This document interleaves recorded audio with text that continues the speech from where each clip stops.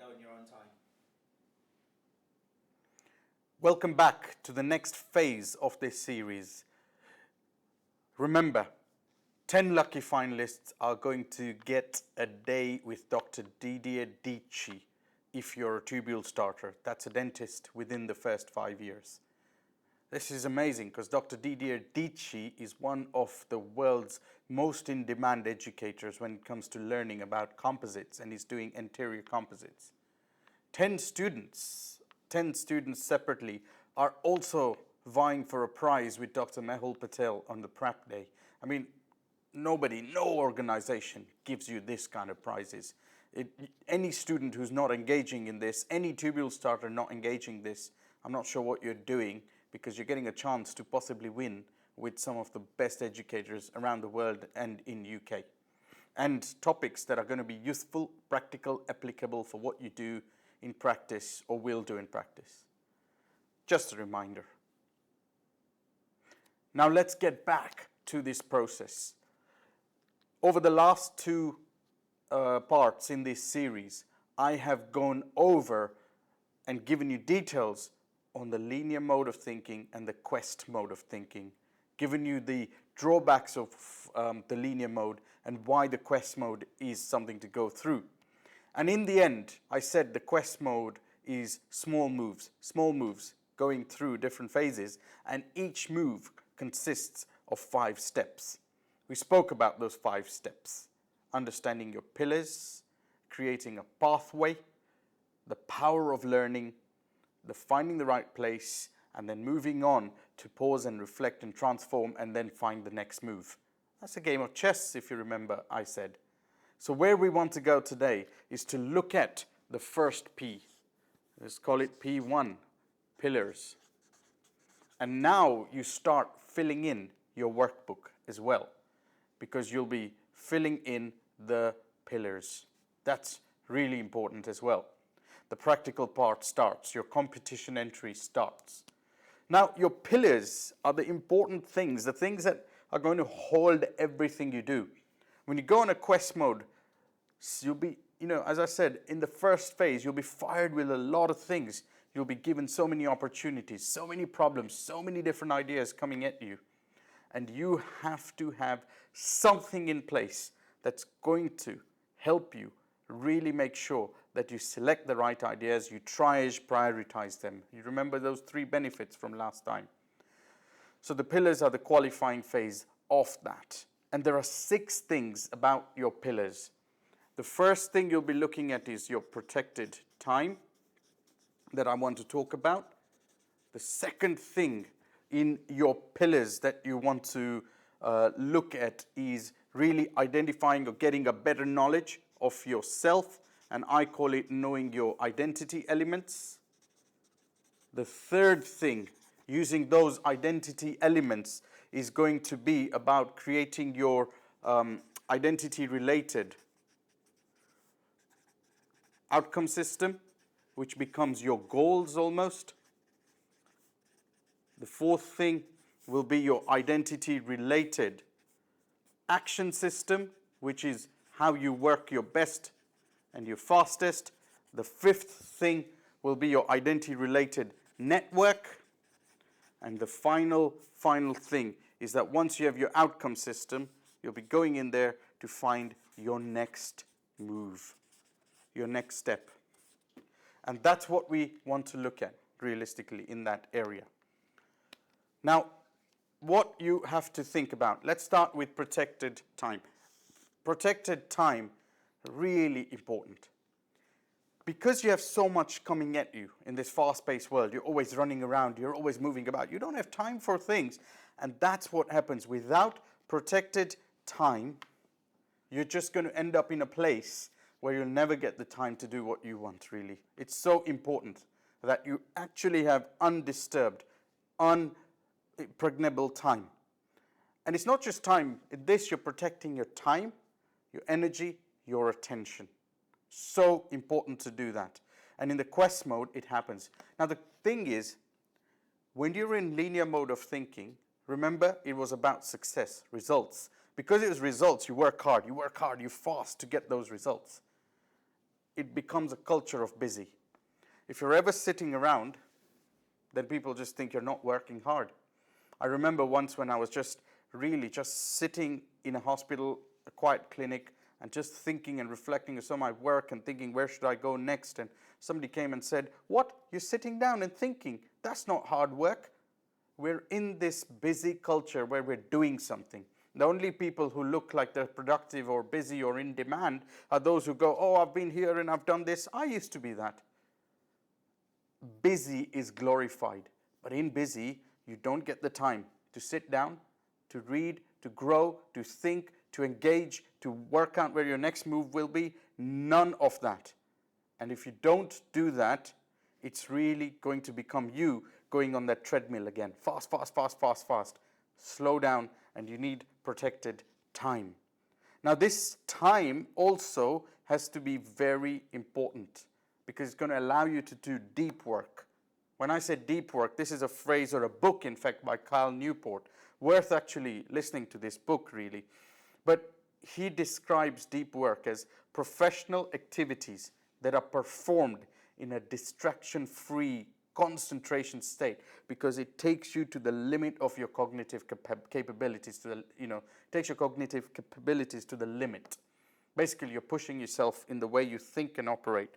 And it's really important because when you do that, that's when you create the new value, you improve your skill. These are things you'll develop that are not easy to replicate. You're pushing your barriers. To do that, you need undisturbed, protected time. And that's the key behind all of this. Now, what happens is that when you're trying to do this deep work, when you're trying to do this protected time, you're going to be distracted, whether it's your phone going off, or whether you suddenly remember, oh, I've got to do that email, or you suddenly have I've got to do, some work or some task or anything like that. When so many things are demanding your attention, that time is going to be one where you say nothing, zero things. I'm going to put my phone away. Any thoughts come to me, keep a paper on the side and just write it, forget about it, move on, and do the deep work. That's all you want to do. The key with finding the right protected time is to find a time when you perform optimally. Remember, I said in one of the parts of this series, some of your owls, some of your larks waking up early, some of you sleep late at night, things like that. So you don't need like huge amounts of time. There are various ways in which you can do it. And Cal Newport talked about this. Some people just take 6 months out of deep time. You can't do that. You've got life to do. You've got work to do. What you do is pick out a chunk of time. You might say, I'll do it every week. You might say, I'll do it every day. This is why this particular competition and all the content I'm releasing is on a Tuesday at 8 p.m. So if you make Tuesday 8 p.m. to 9 p.m. your protected time, and you're someone who can actually concentrate on this, not a problem. But what we want is that protected time on a regular basis. Now, what do most people do? They go on, fast life, struggling, rushing all the time. They go, oh no, I need to book some courses. I need to book some courses. Randomly book a few courses. So that's great. They protect some random time somewhere. They'll go on 2, maybe 3 weekends of courses. Done. Then they may not do a course for a few months. It's very sporadic, random chunks. You need not just protected time. When you do protected time, it needs to be regular protected time where you are working at your most optimal. Because if you don't do it regularly, something you learn and you get busy in life, you don't learn further. You don't go deeper and deeper in that learning. You don't make those connections. Your brain doesn't do the processing needed to make those breakthrough creative thoughts, creative opportunities, creative skills you need. It needs to be as regular as clockwork. Even if it's 1 hour a week, start from that. So the first thing you're going to put in your workbook is, what is your protected time? And when you're going to do this. And then you've got to commit to it. Nobody else can commit to protected time. Only you need to do this. In the quest mode, you're going to have to do deep level strategic work. Every time you've made your move, you're going to have to think, where do I go next? Every time you find your problem, you're going to have to think, what do I need to study or do my power of learning for? all of that is done in this protected time.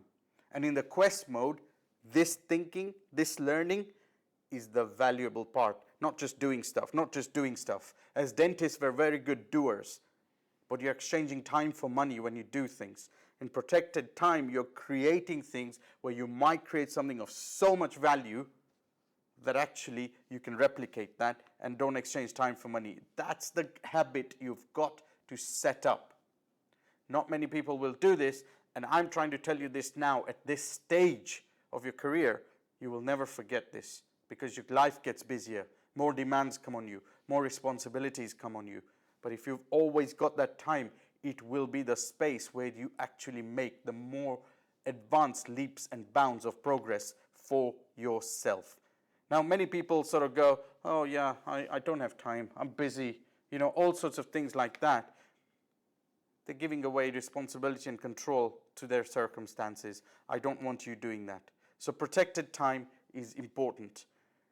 I'm not going to talk about bits about the types of protected time you can have or the rituals you can do to make sure you get into that deep work very quickly. The main thing I will say is cut out any distractions in there. Very important. Then we go to your identity elements. Your identity elements are the things that make you up.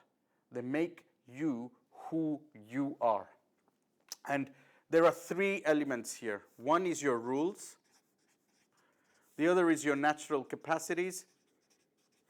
And the third one are your underlying drivers.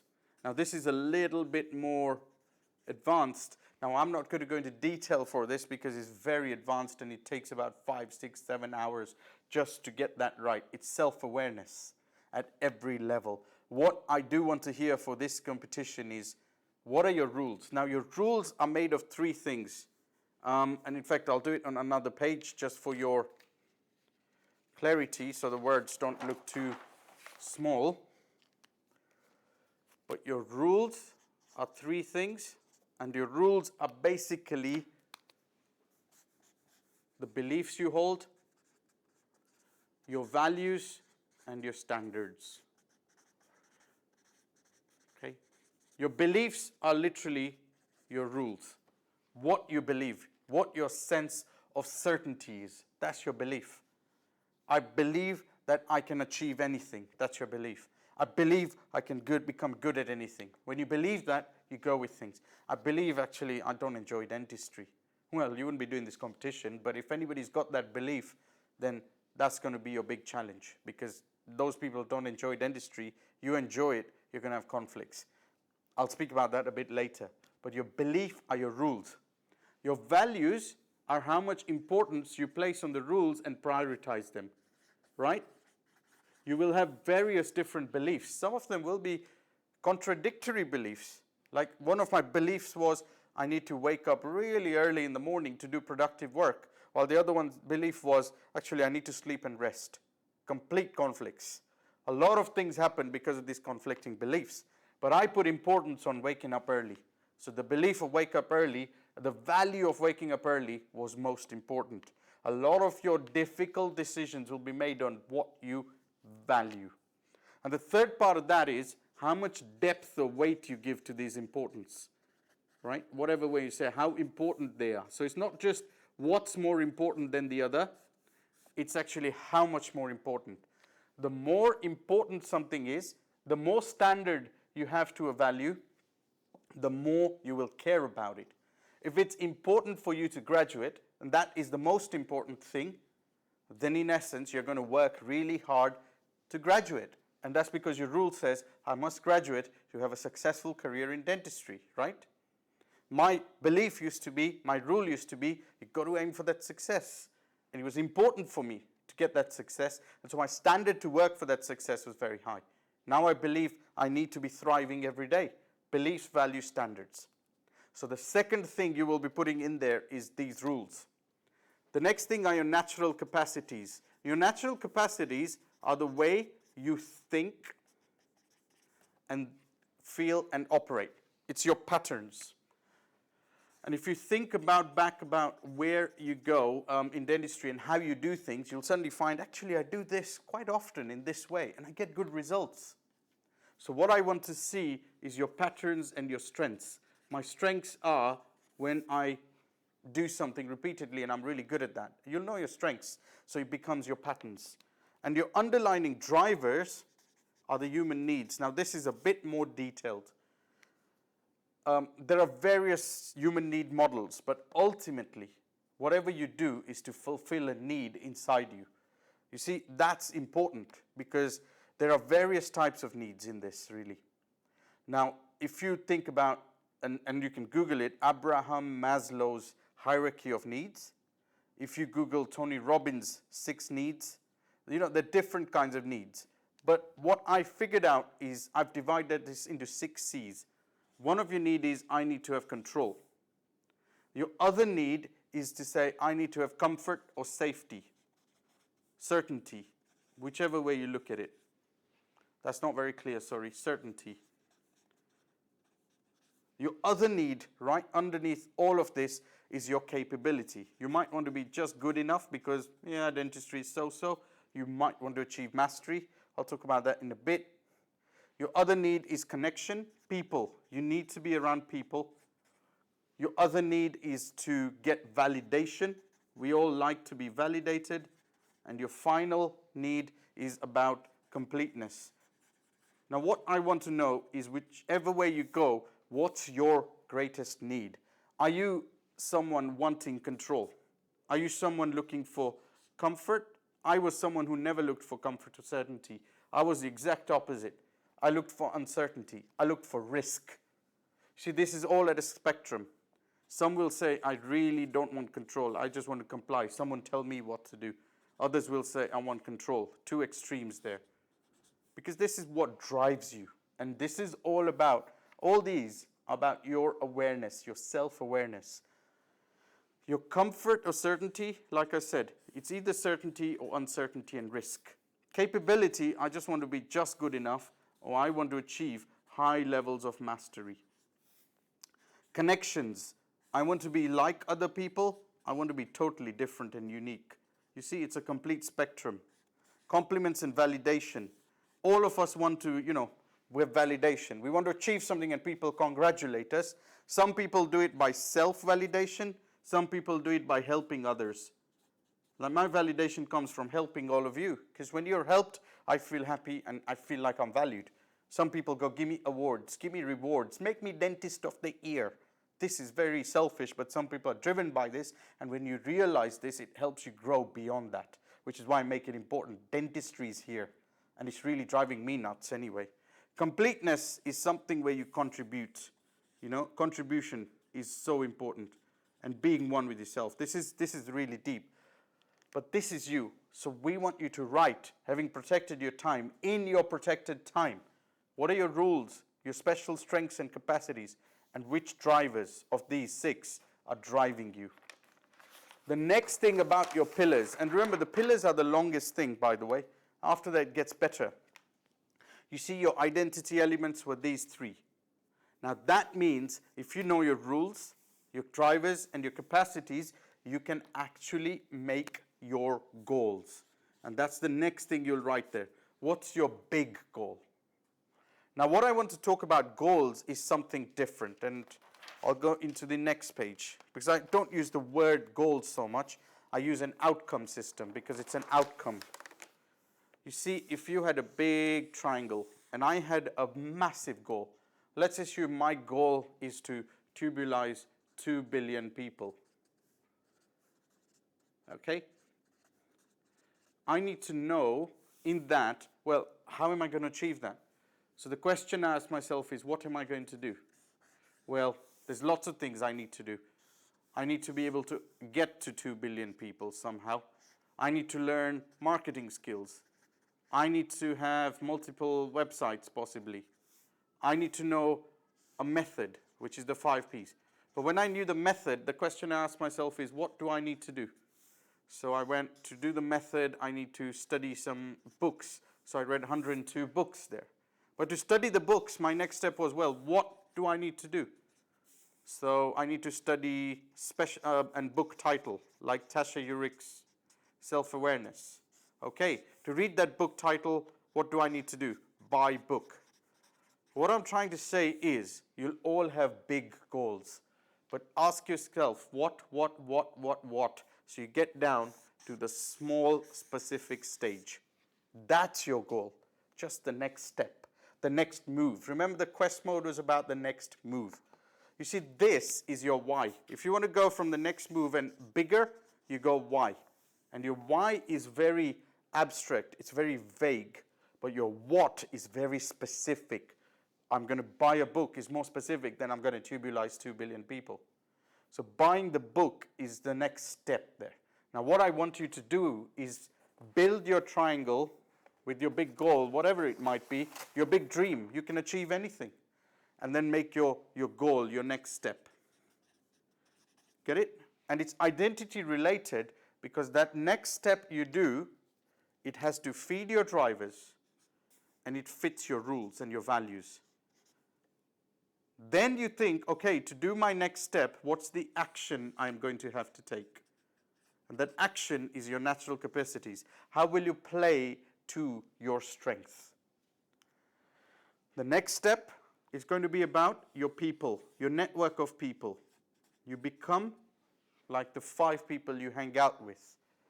With people, you need your peers, the people who are equivalent to you and on the same journey as you. You need people who enable you, people like educators, your leaders, inspiring mentors, people who inspire you, all of these, because you look up to them. So these people, peers, are at the same level as you, same journey as you. Enablers are people you look up to. Then you'll have observers. Observers are people who just watch you, literally just watch you. You perform really well, you achieve your best when people are watching you at some level if you're not a beginner.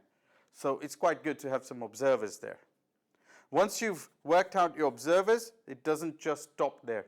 Because you also want people who are going to be, what's the best way to say it? They're going to be people who just want to be opposers almost, right? They're the people who just are against you. I haven't thought of a word, but let's assume they're called naysayers. They'll always be against you. And you need a little bit more of this. You might not be able to see this, or you might see that. There you go. Is that better? So you need some naysayers, people who are against you. Why do you need that? Not against you, but people who criticize you, or people who have the opposite viewpoint to your rules and things like that, because they challenge you to think differently. Make sense? And then you have people you lead as well. So people you lead, people who are not above you in experience, people not at the same level, but some people can share this knowledge with. Because when you share it with them, you grow as well. So who are the people you lead? And finally, you have, I've talked about enablers, and I've talked about educators and etc., but I actually talk about educators who specifically you see all the time. So that's your people. And then you talk about your next move, which we've already actually covered in your goals section.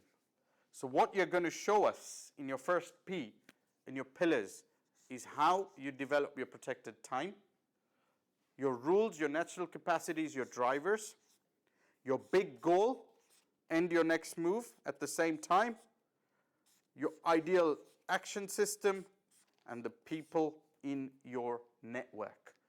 These are your pillars. These are the things on the foundations on which the rest of you will grow. The rest of you will move to the next level. Get working with this.